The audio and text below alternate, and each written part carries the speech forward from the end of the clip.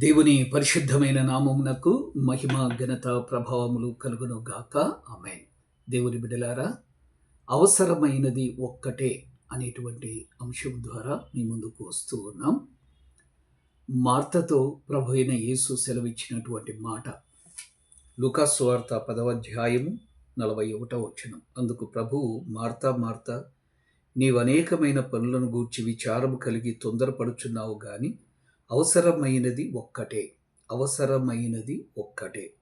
మరియా ఉత్తమమైన దాన్ని ఏర్పరచుకొనెను, అది ఆమె యొద్ద నుండి తీసివేయబడదని ఆమెతో చెప్పాను. ప్రియులారా, అందరికీ నూతన సంవత్సర శుభాకాంక్షలు. ఈ సంవత్సరం అవసరమైన దాన్ని ఎన్నుకుందాం. ఏంటది? ప్రభు యొక్క వాక్యాన్ని చదవడం, ప్రార్థించడం. ఈ రెండిటిని మించిన అవసరాలు పెద్దగా ఏముండవు. దేవుని వాక్యం ఈ రకంగా సెలవిస్తుంది. యేసు ప్రభువుల వారు చెబుతూ ఉన్నటువంటి అద్భుతమైన మాట, నమ్మకం ఉంచవలసినటువంటి మాట ఏమిటి అంటే, మొదట ఆయన రాజ్యమును నీతిని వెదకుడి, అప్పుడు అవన్నీ మీకు అనుగ్రహింపబడును.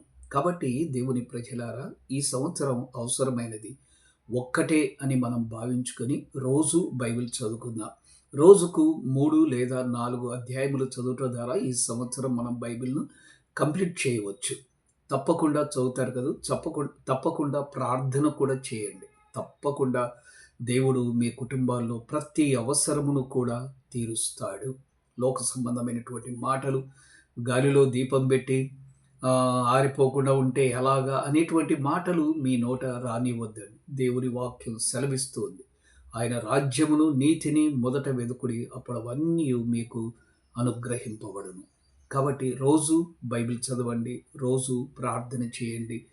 దేవుడు మిమ్మును దీవించును గాక. ఆమేన్.